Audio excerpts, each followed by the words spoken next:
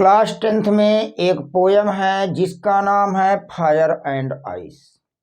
इस पोयम को कंपोज किया है रॉबर्ट फ्रॉस्ट ने।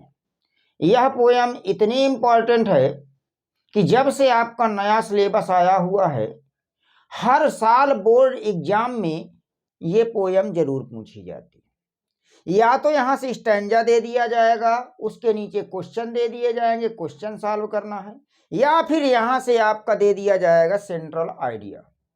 तो यदि पोयम को आप अच्छे से पढ़ेंगे तो सेंट्रल आइडिया बेहतरीन कंप्लीट कर पाएंगे। और ये पोयम सेंट्रल आइडिया के लिए वेरी वेरी मोस्ट इंपॉर्टेंट है।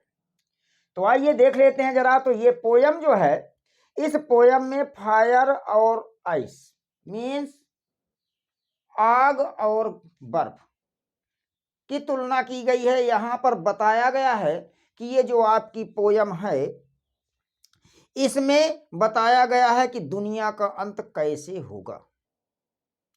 दुनिया का अंत कैसे होगा, तो यहाँ पर इस पोयम में फायर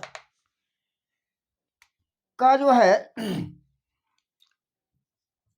फायर की तुलना डिजायर से की गई है और आइस की तुलना हैट्रेड से की गई है। अब क्वेश्चन बन सकता है कि फायर की तुलना किससे की गई है? डिजायर से। पूछा जाता है विकल्प में आइस की तुलना किससे की गई? हैट्रेड से। तो डिजायर मीन्स क्या हो गया? इच्छा, और हैट्रेड मीन्स क्या हो गया? घृणा। तो कहने का मतलब यह है कि इस पोयम में बताया गया है कि इस दुनिया का विनाश कैसे होगा। तो बताया गया कि इस दुनिया का विनाश इच्छा से होगा। इस दुनिया का विनाश नफरत या घृणा से भी हो सकता है। तो आइए देख लेते हैं। यहाँ पर आज हम एक स्टैंजा पे चर्चा करेंगे। तो जरा ध्यान रखिएगा कि फायर को किससे कंपेयर किया गया है? डिजायर से। और आइस को किससे कंपेयर किया गया है? हैट्रेड से। दो क्वेश्चन आपके सामने मिल चुके। सपोज दैट ये पोयम आपकी आ गई है और यहाँ पर पूछ ले कि इन लाइनों का या इस पोयम का टाइटल कौन है? तो इस पोयम का टाइटल है फायर एंड आइस। तीसरा क्वेश्चन कंप्लीट। इसके बाद पूछ सकता है कि ये जो पोयम लिखी है, इस पोयम का पोएट कौन है? तो रॉबर्ट फ्रॉस्ट। चार क्वेश्चन बन चुके। पहला क्वेश्चन बनेगा कि फायर को किससे कंपेयर किया गया है? तो फायर को कंपेयर किया गया है डिजायर से। दूसरा क्वेश्चन बनेगा कि आइस को किससे कंपेयर किया गया है? तो आइस को कंपेयर किया गया है हैट्रेड से, घृणा से, नफरत से। इसके बाद ये जो पोयम लिखी है, इसका टाइटल क्या है? Fire and ice. ये जो पोयम लिखी है, इसका पोएट कौन है? Robert Frost. ये हो गया। आइए अब यहाँ पर तुलना की गई है, बताया गया है आपको कि इस संसार का विनाश कैसे होगा। Some say the world will end in fire. Some say the world will end in fire. ध्यान दीजिएगा, सम से का मतलब सम पीपुल से, कुछ लोग कहते हैं।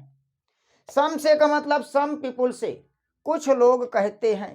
दैट की द वर्ल्ड दुनिया, विल एंड अंत होगा, इन फायर आग में, अर्थात इच्छा से।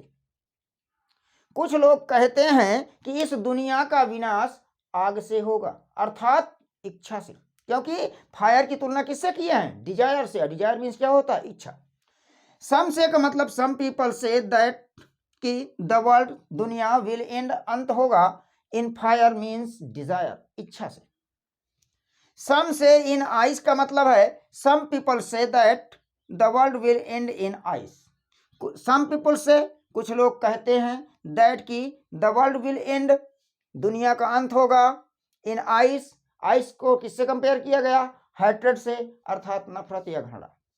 कुछ लोग कहते हैं कि इस दुनिया का विनाश इच्छा से होगा, तो कुछ लोग कहते हैं कि इस दुनिया का विनाश घृणा से होगा। From what I have tested of desire. From से व्हाट जो कुछ, आई हैव टेस्टेड मैंने चखा है, डिजायर इच्छा, इच्छा का जो स्वाद मैंने चखा है। अर्थात अपनी इच्छा बता रहा है poet. I hold with those who favour fire. Hold with सहमत होना, दोज मीन्स दोज पीपल, उन लोगों के साथ, हु जो फेवर पक्ष में है, फायर अर्थात डिजायर इच्छा।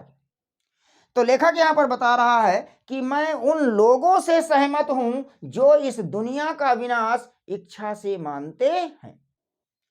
तो यहां पर फायर को किससे कंपेयर किया गया? डिजायर से।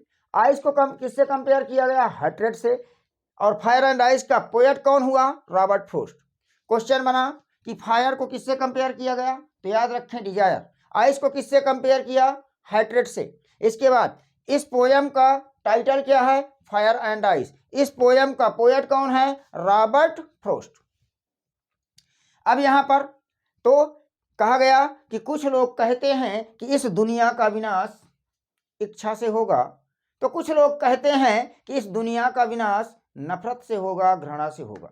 लेखक कह रहा है, कवि कह रहा है कि मैं उन लोगों से सहमत हूं, मैं उन लोगों के पक्ष में हूं जो इस दुनिया का विनाश इच्छा से मानते हैं। अब यहां पर एक क्वेश्चन और बन गया। क्या बन गया? होल्ड विथ मीन्स क्या होता है? तो होल्ड विथ का मतलब होता है एग्री। क्या होता है? एग्री। एक क्वेश्चन ये भी बन सकता है।